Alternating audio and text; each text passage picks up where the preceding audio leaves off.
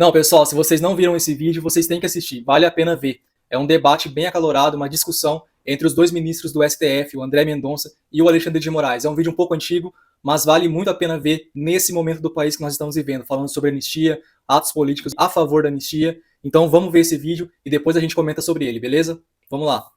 Toda tentativa de golpe de Estado pressupõe e traz consigo uma tentativa também de abolição do Estado Democrático de Direito. Um golpe de Estado, ele demanda atos não só de destituição do poder, mas do estabelecimento de uma nova ordem jurídica e institucional.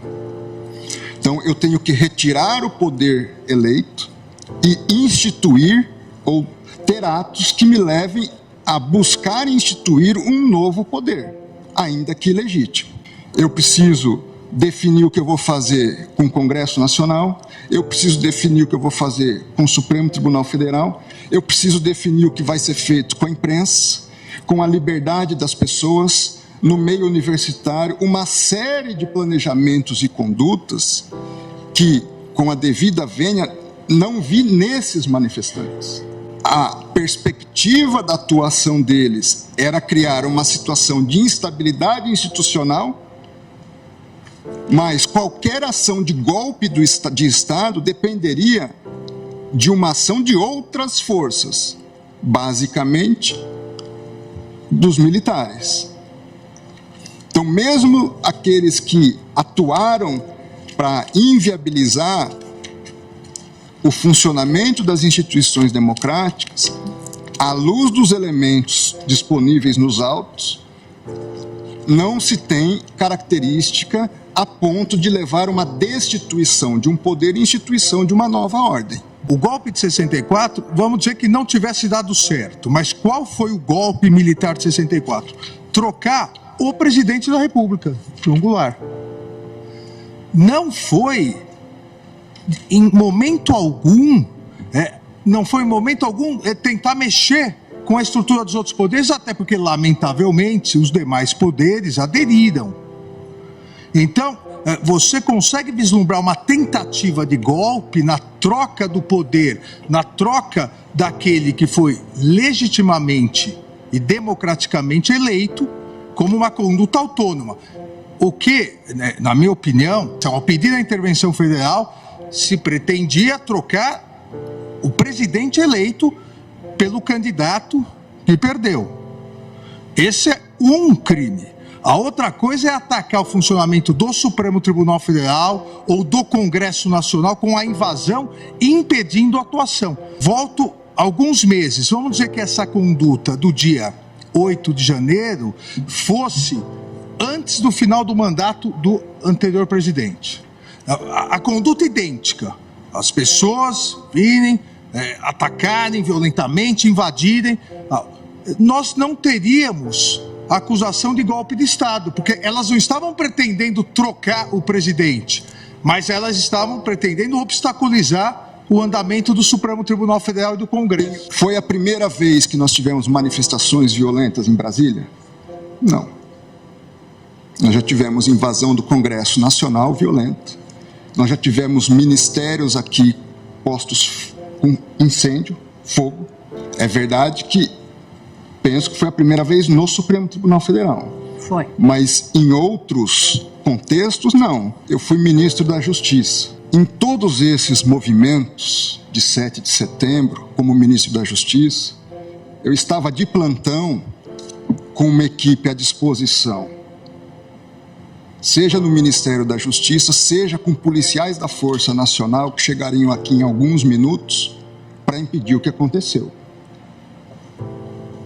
Eu não consigo entender, e também carece de resposta, como que o Palácio do Planalto foi invadido da forma como foi invadido.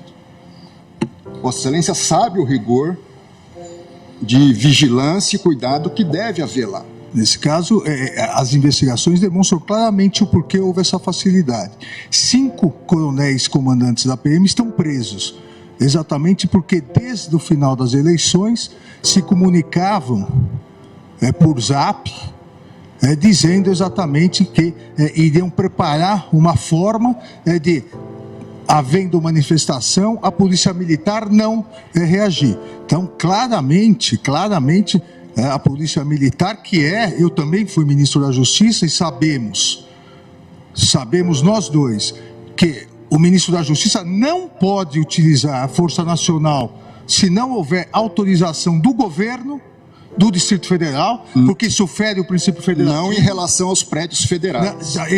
Não em relação à Praça dos Três Poderes. Mas em relação às edificações federais, ele pode e deve com fazer. todo respeito, Vossa Excelência, querer falar que a culpa do 8 de janeiro foi do ministro da Justiça... Vossa Excelência que está dizendo isso. É um absurdo. Vossa Excelência que está dizendo isso. 5 comandantes estão presos. Muito embora eu queria e o Brasil quer ver esses vídeos do Ministério da Justiça. O ex-ministro da Justiça que sucedeu Vossa Excelência fugiu para os Estados Unidos, eu não sou advogado de ninguém e jogou o celular dele no lixo. Eu não sou advogado e foi preso.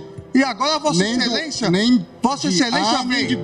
Vossa Excelência vem no plenário do Supremo Tribunal Federal, que foi destruído, para dizer que houve uma conspiração do governo contra o próprio governo. Tenha dó. Não coloque palavras na minha boca. Tenha dó. Não coloque palavras na minha boca. Não coloque palavras na minha boca. Tenha dó, Vossa Excelência. A Polícia Rodoviária Federal tinha condições de evitar a chegada. Dia 6, dia 5, dia 7, não sei. Não foi feito. Toda a construção é de que era uma tragédia anunciada. Agora, eu vou usar a expressão, falhas sistêmicas, desde esse ponto. O que houve, não tenho dúvidas, falhas, eu vou usar a expressão falhas porque não estamos julgando essas pessoas, sistêmicas na Polícia Militar do Distrito Federal. Mas também há dúvida razoável sobre como é que esse grupo entra com a facilidade como entrou, não digo no Supremo, eu não digo nem no Congresso, dentro do Palácio do Planalto. É inconcebível. Onde estava todo o efetivo da Força Nacional? Eu não tenho. Hoje o Brasil não sabe.